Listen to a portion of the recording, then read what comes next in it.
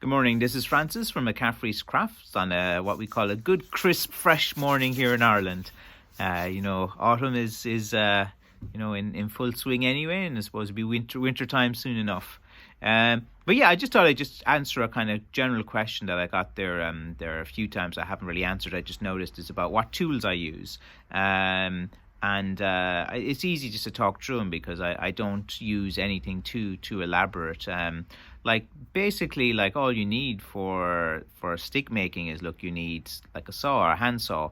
You can go out and you can cut what you need with a handsaw, or a pruning saw or something like that. And then when the stick is seasoned and you want to carve the handle out, the first thing I do is take out the handsaw again, and I will just cut out a rough shape of what I want the handle to be, and I just use that. I know some guys that are all professional use bandsaws and stuff like that, but for me, I just use the handsaw. It's just a bit safer, and stuff. It's my wife's not too keen on me and having a bandsaw as well. She'd be afraid I lose a finger or something but yeah, so just a simple handsaw, good one. I'm always buying handsaws, and that's kind of the main tool that I use. Then once you kind of have the handle kind of cut out, you can take like a rasp, and every hardware store has rasps, and then you just kind of file down the kind of handle that you've carved out with the handsaw. Then after you've kind of done that with the rasp and it's still kind of rough and ready, you use high grit kind of sandpaper, like 40 grit, 60 grit, 80 grit, go down like that. And because blackthorn is a really, really hard wood, you really have to go for the really hard, the high grit type of sandpaper. Like the fine sandpaper, it won't cut it. They'd be no good. So usually you just have to really kind of just get it out, and then what you do from there is you just kind of work your way down in the sandpaper until you're happy with it. So you see, you don't really need an awful lot of tools. Like some guy was there, messaged me a few days ago. He wanted to buy this big expensive belt sander, this and that, and he's a hobbyist. He was saying he's just wants to do a few sticks here and there, and I think guys have the propensity to kind of overdo things sometimes. It's if there's a nail and you want to hit it into a piece of wood, you just need a hammer.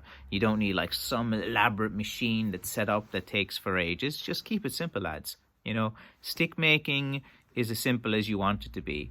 The key to stick making simply is finding the piece of wood, and the piece of wood guides you. If you find a nice piece of wood that already has some kind of natural features on it, that has a handle, that's most of your work done. So it's all to do with trying to find good pieces of wood. And that's the key to a good walking stick. Everything else is pretty simple. Any any guy will say, or girl, or any misfit out there can easily use a handsaw. Cut this way, okay, cut this way, cut this way. You get a kind of rough type of ballish type of shape out, like some kind of hexagon or something.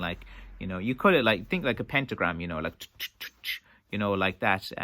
You just kind of cut slices in different directions on the handle, and that's all you basically need. You don't need a lot of tools.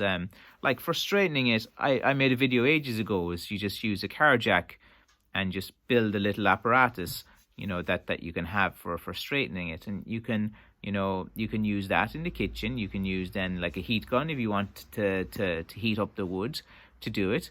For me, it's all about the money savers. There's no mad expense with kind of stick making. You want to go all out and go all professional, but look, I'm a one-man type of business. I have a kind of system in place around my chaotic life, and with the space that I can use as well, I just don't have to set up a huge factory or workshop or something like that. And also I just don't have enough blackthorn. I have enough blackthorn to kind of support, to give me a full-time salary each year, but it's hard enough to find sticks and like, I have another year, 2 year supply, but after that now I have to go out this year and try to find more sticks to keep it going. And it's never, well, I probably have a bit more than a 2 year supply, but it's never that easy.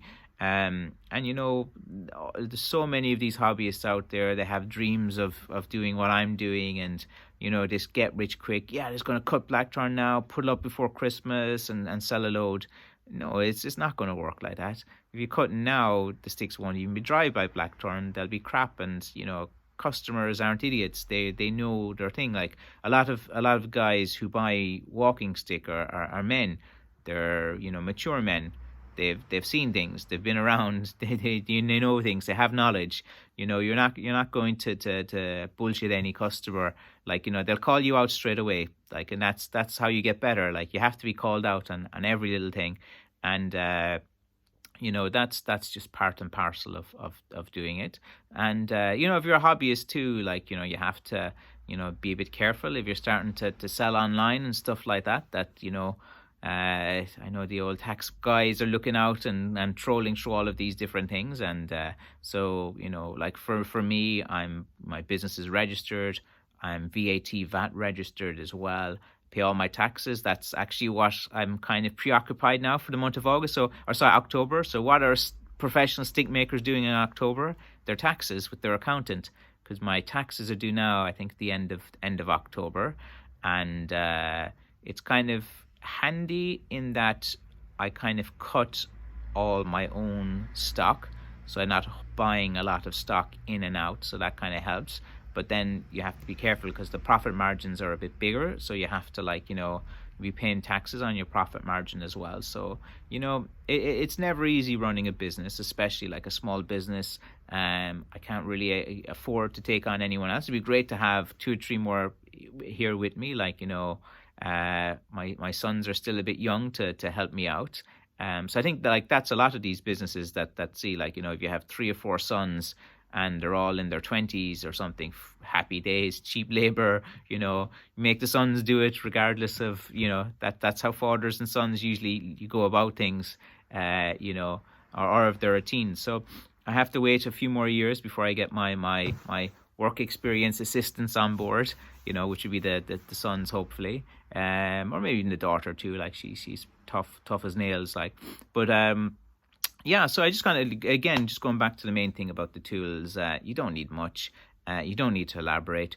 Just my most important tool is my handsaw. And that's what I use for everything. Handsaw, rasp, sandpaper, simple as. Heat gun, build a little apparatus that you can kind of straighten sticks or something like that. You don't need that. You can just use steam from a boiling kettle, steam the sticks from the boiling kettle, and then get a towel over your knee and just hold it in position. It's a bit annoying because you have to sit there for 15-20 minutes each like bend, or sometimes a bit longer, which can be a bit tedious as well. But look, if you're a hobbyist, you have the time. Like I don't have that time. I gotta make 20 sticks a week, and I gotta get 20 sticks a week out. I gotta if I don't get my 20 sticks a week out, I don't have enough stock on. And with the Christmas rush coming, that's what we're all hoping for, all of us retailers, the Christmas run. I think this American stimulus package thing that is coming. It's just a matter of when and how much. I think it is, but hopefully now those checks will start coming in for the American customers. And I know a lot of people, they are waiting for walking sticks. They need one, and it's just with their own financial situations, it's never as easy as that. So hopefully now the Christmas run, and all you guys watching, think of me this Christmas.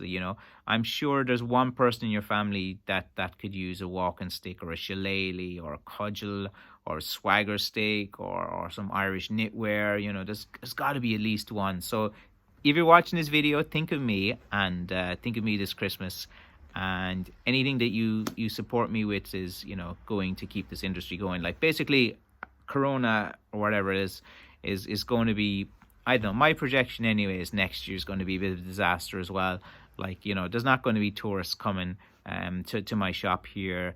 I really have to focus on the online side of things and keep it going and try to get new customers in.